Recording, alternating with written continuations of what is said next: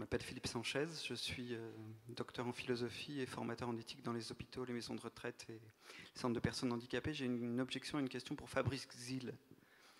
Donc, en fait, tout à l'heure, dans sa conclusion, vous avez dit, en posant la question en termes de vérité, on se dispense de poser les bonnes questions. Je pense que les juristes ne seraient pas tout à fait d'accord avec vous. Dans la déontologie du médecin, par exemple, qui a une portée juridique, le médecin est censé donner la vérité au patient en prenant en compte son état physique et psychique. Bon, il y a également la loi de 2002 qui entérine le contractualisme dont vous avez parlé.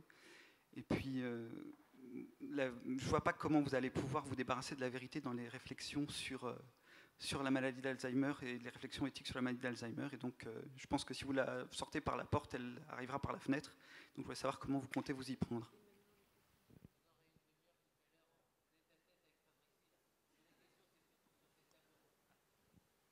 Oui.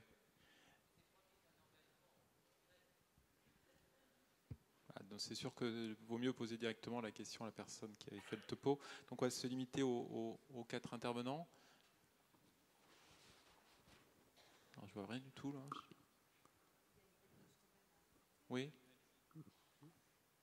Il y a quand même un petit bout de début de commencement de réponse à apporter, me semble-t-il, parce que vous avez évoqué la loi, mais par exemple, dans le cadre de la mise sous protection de justice, le médecin de la liste agréée par le procureur de la République doit faire un diagnostic, hein, c'est obligatoire pour que le juge se prononce sur la validité d'une mise sous protection ou non, mais il est parfaitement en droit de dire qu'il conseille au juge de ne pas recevoir la personne, de ne pas la convoquer, parce que son état psychique ne lui permet pas de vivre ce moment éventuellement violent, douloureux, difficile avec le juge et des questions. Donc la justice reconnaît le droit au médecin de dispenser de la vérité dans certaines circonstances. Et ces circonstances-là sont des circonstances psychologiques, c'est-à-dire que le médecin estime que la personne n'est pas en situation d'entendre ou de savoir. Donc, on peut... c'est pas la vérité qui est la plus importante. Enfin, pour moi, en tout cas, me semble-t-il. C'est pas la vérité, c'est l'éthique de l'engagement. C'est je dis la vérité et qu'est-ce que j'en fais?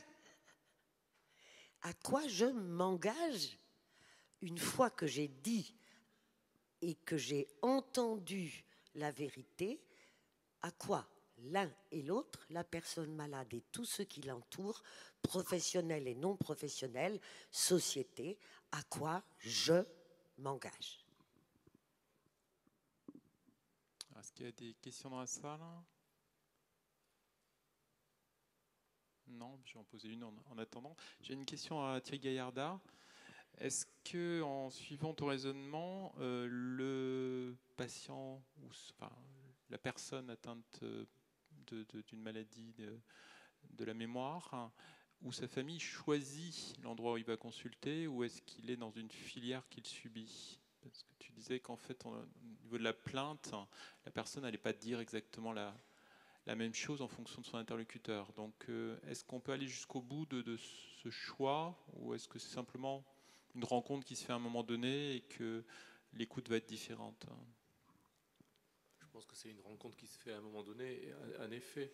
Mais ce que je voulais dire par là aussi, c'est que, comment dire, en postulant à un moment donné que la maladie d'Alzheimer est une maladie de la mémoire, comme tu l'as dit, certes c'est une maladie de la mémoire, mais c'est un peu court quand même de résumer la maladie d'Alzheimer à une maladie de la mémoire. On essaime comme ça des structures médicales qui sont estampillées consultation mémoire, et ça c'est un parti pris, c'est une organisation sanitaire, etc., comment dire, qui a sûrement une certaine opportunité, mais peut-être ça peut être discuté aussi.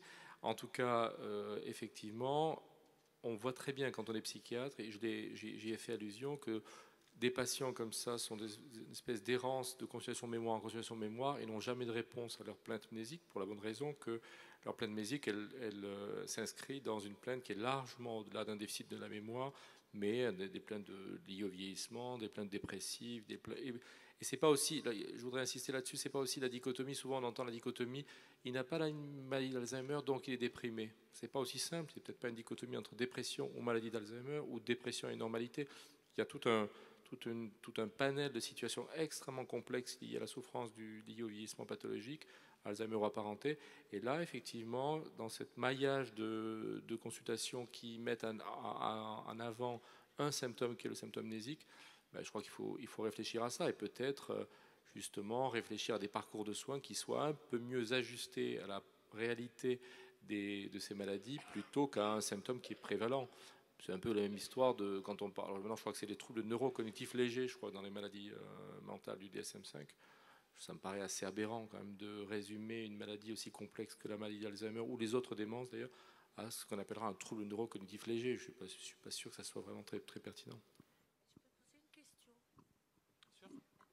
Je voudrais savoir pourquoi, c'est une particularité à ma connaissance qui est franco-française de chez France, quoi. On a monté le mur de Berlin entre les neurologues et les psychiatres, et on a ça qu'en France. Comme si le corps et l'esprit n'interféraient pas en permanence l'un avec l'autre. C'est français. Il y a eu un moment, mais M. Ménard pourrait peut-être répondre à ma question, mais il ne m'écoute pas parce qu'il ne m'aime pas parce que je fume. Mais il y a eu un moment où en France, nous avions autrefois des neuropsychiatres. D'accord ? Nous avons le dernier, il n'est pas là malheureusement, mais nous avons le dernier dinosaure des neuropsychiatres qui est le professeur Derouanet. D'accord ? Ça, c'est le fait d'être vieux qui me permet d'avoir tous ces souvenirs. Et donc, pourquoi, quelque part un jour en France, on a dit que pour les malades d'Alzheimer et les maladies apparentées, le corps et l'esprit se séparaient. Il y en avait qui avaient de l'amyloïde et de la protéine tau dans le cerveau, et dont le cœur, l'âme, les sentiments n'avaient strictement plus vraiment droit à la parole. Et puis, il y a ceux qui rentrent dans une autre filière parce qu'ils ont fait de la dépression avant d'avoir des troubles de la mémoire. Et c'est là, le médecin va tout naturellement les diriger vers le psychiatre, parce qu'il a déjà été dépressif avant.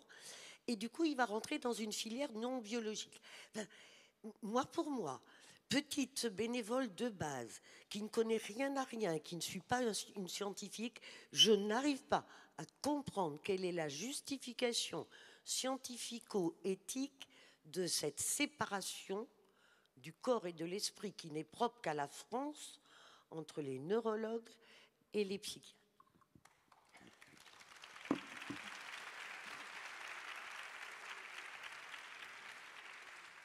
Je ne sais pas si... Simplement pour faire un commentaire, alors du coup je vois M. Ménard en face de moi. En venant ce matin, on venait ensemble dans la navette qui nous a accompagnés, et il me dit tiens, vous faites votre PHRC, parce qu'on a un PHRC pour tout dire sur les liens sur exactement, d'ailleurs ça fait référence à ce que disait Exil ce matin sur le Proust, c'est à la recherche du temps perdu. On ne l'a pas fait exprès, mais c'est à la recherche du temps perdu, et en fait c'est une étude de la mémoire autobiographique et de l'identité dans le vieillissement normal, dans la maladie d'Alzheimer à des stades débutants, mais dans la dépression également. Et l'enjeu, effectivement, est d'essayer de mettre en perspective des problématiques qui touchent certes la psychiatrie, la psychologie, mais également la neurologie, avec des évaluations très neuroscientifiques, je ne pourrais pas en les détails, et des évaluations beaucoup plus psychodynamiques. On parlait de ce PHR7, d'ailleurs je lui disais que ça avait été un peu compliqué justement de recruter des patients Alzheimer. Mais il me disait, vous savez, j'ai aussi connaissance de PHRC sur la schizophrénie, les vieillissantes, et puis les psychoses mélancodépressives, et puis les charges amyloïdes dans la dépression. Ça, c'est très important, parce qu'on parle beaucoup de maladie d'Alzheimer, mais il faut quand même aussi s'intéresser. Et je pense que d'un point de vue scientifique, mais également pour la recherche thérapeutique, c'est sûrement extrêmement important, et ça, effectivement, à l'international, ça se fait beaucoup.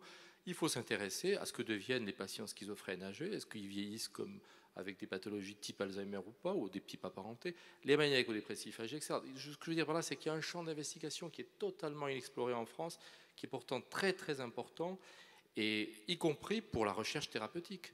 Et ça, c'est quand même un sacré problème. Et je trouve qu'effectivement, éthiquement parlant, pour ces patients aussi qui vieillissent dans des conditions souvent très difficiles, ce clivage très, très, très, très absurde que tu décris, il est vraiment, il faut vraiment lui tordre le cou.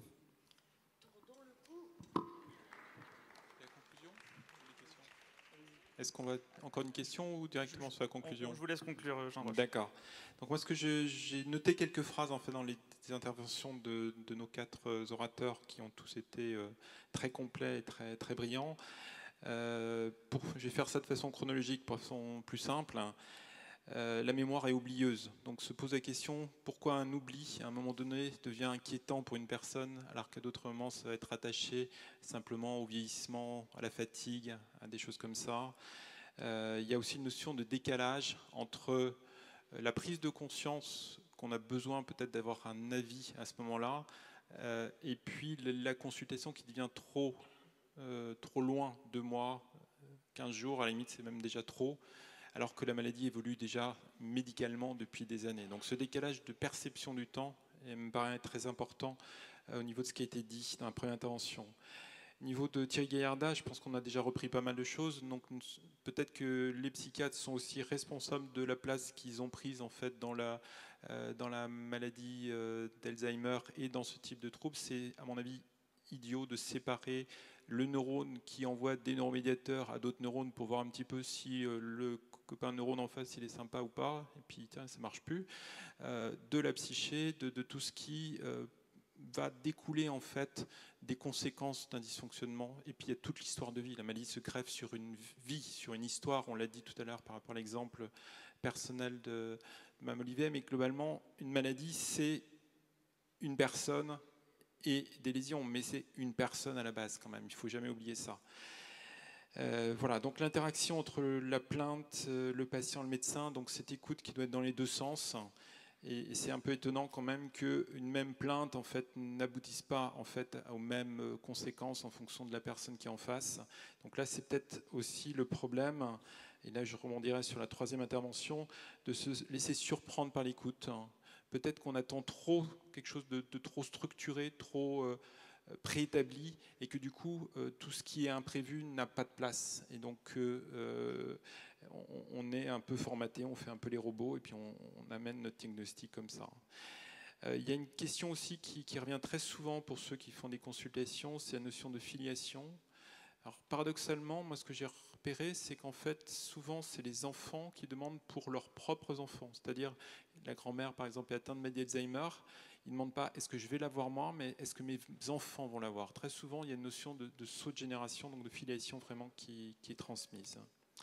Voilà, et puis, pour conclure, avec les mots de Catherine Olivet, la faiblesse de la maladie d'Alzheimer, c'est qu'elle résiste mal à l'amour. Donc la façon d'aborder la communication, ça je pense que c'est quelque chose d'important, qu'on essaye de mettre dans certaines structures, maisons de retraite, EHPAD, peu importe, mais qui est très compliqué à mettre en place. Il y a la notion aussi d'aide aux aidants à domicile qui fait qu'à un moment donné, ils sont tellement épuisés qu'ils ne peuvent plus en fait apporter cet amour. Mais pour bien apporter de l'amour, il faut comprendre aussi la maladie. Donc d'où l'importance d'avoir une connaissance du trouble, peu importe comment on le nomme, mais ce qui est important, c'est que cette annonce corresponde aux besoins ressentis par la personne malade et par son entourage.